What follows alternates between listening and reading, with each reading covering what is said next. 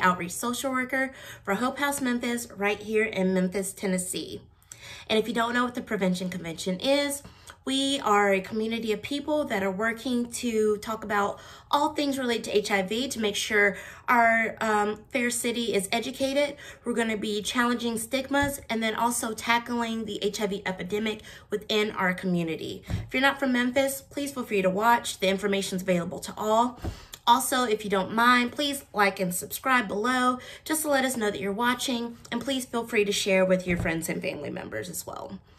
I know you're here to learn more about HIV, so let's get started with our topic today, talking about youth and the HIV epidemic. Yay! So usually every month there's a day in which a different group is recognized throughout the HIV/AIDS community. And this month, on April 10th to be exact, we're bringing awareness to our young people, ages 13 through 25 years old. And what an important group to bring awareness to today, because out of all the population groups within the HIV network, youth just might be the hardest group to get into care. To the United States, a little over 20% are considered to be youth between the ages of 13 and 25.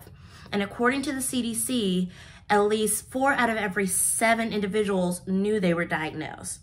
But what is the issue? Why is there such a challenge to get them into care and remain into care? Great question. We're going to talk about that right now. It is so important that our young people are in care and remain in care because the medications that they take to reduce their viral loads, remember they're called antiretrovirals. Those antiretrovirals can help to reduce their viral load and hopefully lead them to an undetectable status. And remember, undetectable means untransmittable. So if a person living with HIV is taking their antiretrovirals the way they're supposed to, and they become undetectable, that means they're not going to be able to transmit that virus to their partner. So it protects their health as well as their partner's health when they're engaging in sexual intercourse. But when looking at the numbers for youth, for every 100 youth, it is said, according to the CDC, that only 43 receive some type of care, only 31 remain in care, and only 30 are virally suppressed, which means more than half of our young adults, our youth, are not maintaining their health while living with HIV. And that's mind-blowing. That's crazy, right?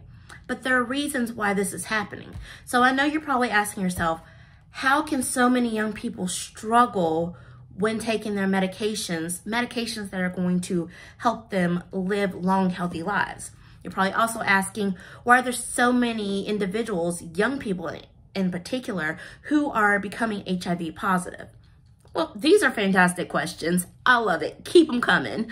But there are several reasons why our youth are having issues with prevention and treatment options. So, reason number 1, little knowledge about sex education, including HIV education and education about STDs.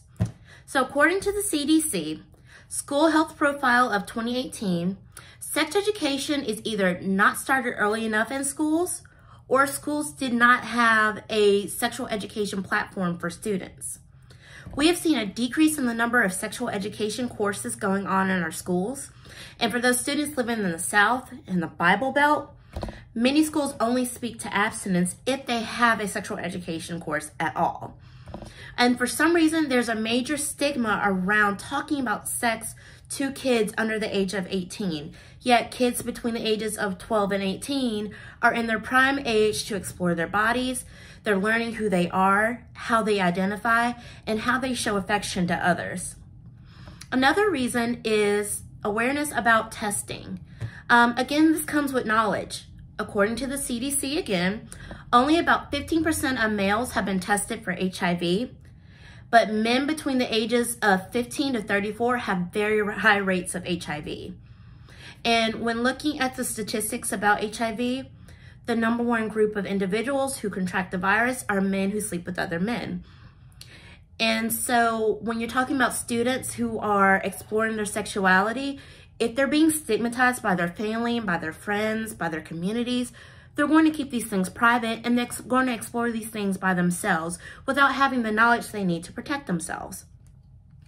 So lower rates of testing mean more risk that those with HIV won't even know it, which means they could spread the virus to others unknowingly and cannot take part in a medication regime that could enhance their health or protect their health. Another issue that our youth are coming into contact with is substance use. And many young people are exploring and testing their limits around drugs and alcohol. There's a lot of peer pressure to use drugs and alcohol at parties, in clubs, just to be cool, etc. And they're all participating in this risky behavior that may cause youth to want to engage in sexual encounters that they're not ready for, or maybe they don't have the capacity due to the drug and alcohol consumption to think about putting on a condom or having some kind of protective measure in place. So drugs and alcohol are lowering their inhibitions as well as increasing their poor decision making to, increase that level of sexual activity with someone they don't know. And again, preventing them from even thinking about using some kind of protection, such as condoms. Speaking of condoms, that brings us to our next challenge, which is low rates of protection use. Many of our youth are fearful about asking about protection. They have anxiety about purchasing protection and feel pressured into having sex without protection. Even if a condom is used, young people struggle with even using it properly. So using a condom the correct way can prevent STDs such as HIV, as well as unwanted pregnancies. Next would be stigma around HIV, and we talked about this in prior conventions. So go back and check out those videos if you don't mind. But there's a huge misconception about HIV and how it's contracted in our country. For those with little knowledge, like our youth, it is believed that HIV can be contracted through kissing, through touching, eating off the same plates, sharing the bathrooms, etc. But this is not true at all. So HIV is only contracted one of 4 ways. So that's through birth to child, if the mother is positive and not on her medication, through drug use, intravenous drug use, also through needles, through tattooing needles, diabetic needles, etc. Through bloodborne products such as blood from hospitals or organ transplants. But remember, these items are tested, so usually this is not the method of transmission. And then the biggest one that we need to discuss is sex without protection. So vaginal sex, oral sex, anal sex. So those are the only 4 ways that you can contract it. Yet, for those who might be living with HIV or who want to be tested, they feel they might be ostracized or mistreated even just by mentioning the topic of HIV. So a lot of times kids stay quiet, or they just have this misconception about, what HIV looks like, how it is contracted. And so they think, oh, this person looks clean, this person's fine, I won't get anything because I know who they are. But that's not true. Remember, the only way to know if you have HIV is by getting tested. And that leads also to a feeling of isolation and mistrust from family and friends due to a lack of support and concern. So this is already seen in a lot of teens and young adults who identify as part of the LGBTQ community. And according to the CDC, 33% of LGBTQ youth have reported being bullied at school in the past year. And adding HIV on top of that, on top of everything else that they're going through, well, this can lead to more risky behaviors from others. You're looking for acceptance from people who, might show you love, such as older adults who engage in sexual activity with this age group, and also mental health concerns. So again, having that knowledge about what HIV is, what it looks like, having a conversation with our youth, in our schools, in our churches, etc. This can help break down the stigma so that these kids, these young adults can feel like they have somebody to go to in a time of need, if they need to have that conversation about HIV and STDs. And lastly, I'd like to also discuss that economic status is also a huge challenge that our youth go through. For teens and young adults who are living in poverty areas, high poverty areas, low income areas, there's so many other issues that they have to deal with that have nothing to do with their physical health. So they're trying to deal with homelessness. They're dealing with high incarceration rates, minimal health care and health care coverage, a lack of child care, a lack of education, etc. And these barriers come into play when you're talking about improving medical conditions in these areas. Having the resources available to these individuals and the education classes, etc. for this particular group can be so influential to reduce those high rates of STDs and HIV rates in those communities. So again, we have to learn how to spread that awareness, spread that knowledge to people that are in low income areas so that they know what to do as well as those not living in those areas who might have a better chance of being educated about HIV and STDs. So now I bet you're asking yourself, what do we do to combat these challenges? Another great question. I'm loving these questions, y'all. Y'all are on the ball. So we kind of already discussed a little bit from that last section that we talked about, but here's a few more things that you can do. Number one, ask questions, research, ask somebody who's knowledgeable about HIV. Get as much information as you can. And as I always say, knowledge is power. So the more you know, the more you grow. And you know, if you are an adult person who's listening to this outside of this age group of 13 to 25, allow yourself to be open to these questions. If you don't know, help them figure it out. Help them find the answers to these questions, because you never know how you helping them could change their life, change their perspectives. Also, number two, get yourself tested. There's knowledge and power in knowing your status as well, okay? So when you know your status, you can better prepare yourself and your partner for what you need to do next steps going forward. Number three, become knowledgeable about the resources available in your community.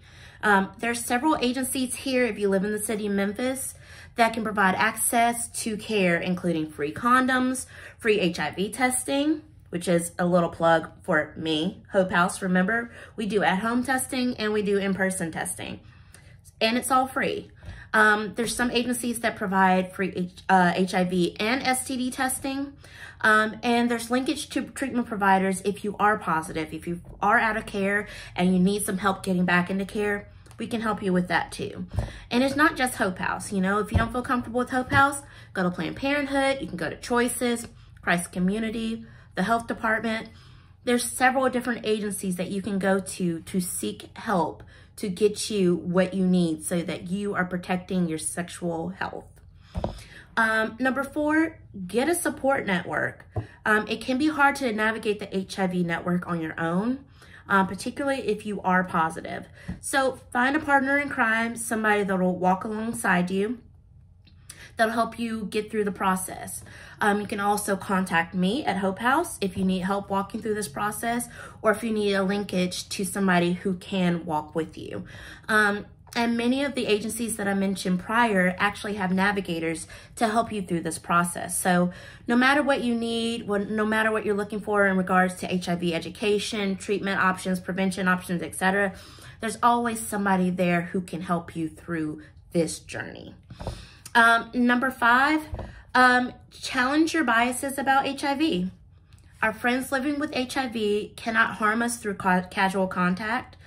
So we can hug them, we can kiss them, we can hold hands, we can hang out, we can laugh and play, etc., whatever. And there are only 4 ways to contract the virus, which we talked about earlier. So remember, even when engaging in sexual activity with somebody who is positive, there are ways that you can protect yourself. So just because somebody's positive doesn't mean you have to discount that person. There are options such as PrEP, which is available in our city through your insurance or through other organizations such as The Corner on Cooper Street. And I can get you that information if you're needing that info. But remember, PrEP is used to protect you from the spread of HIV. So just like birth control pills is something a woman can take as a prerequisite to prevent pregnancy, you can take PrEP every single day, just like a woman would take birth control pills, and it will protect you from contracting the HIV virus. So get out there and get that pill if you need that, if you're dating somebody who's positive, or if you are just somebody who likes to engage in casual sexual activity. Just make sure you're protecting yourself. There's no judgment here. This is a no judgment zone, but just make sure you're doing what you need to do to protect yourself as well as your partner. And if you are needing PrEP and you can't get it from The Corner, or you can't get it from your doctor, or you just don't feel comfortable going out in those places yet, find somewhere where you do feel comfortable. There is a navigation system online that you can go to find an organization that provides PrEP for you. And this is located at www.preplocator.org. So check that out. And last but certainly not least, you also can access information from us at Hope House via our website at www.hopehousememphis.org, or you can contact us through my email. You can contact me directly, actually, at jcox@hopehousememphis.org, and of course by watching our fabulous YouTube videos here at the Prevention Convention. So check those out and share those with a friend or family member so they too can have the knowledge that you just got today. And while I could go on and on and on about this topic, I'm going to stop here. But feel free to contact me if you have any questions or concerns, or if you need access to free testing through a take-home test or in-person testing. It was great having you. I enjoyed being here with you today. And until next time, you stay safe, and I'll catch you next week in the Prevention Convention. Remember, knowledge is power. Bye.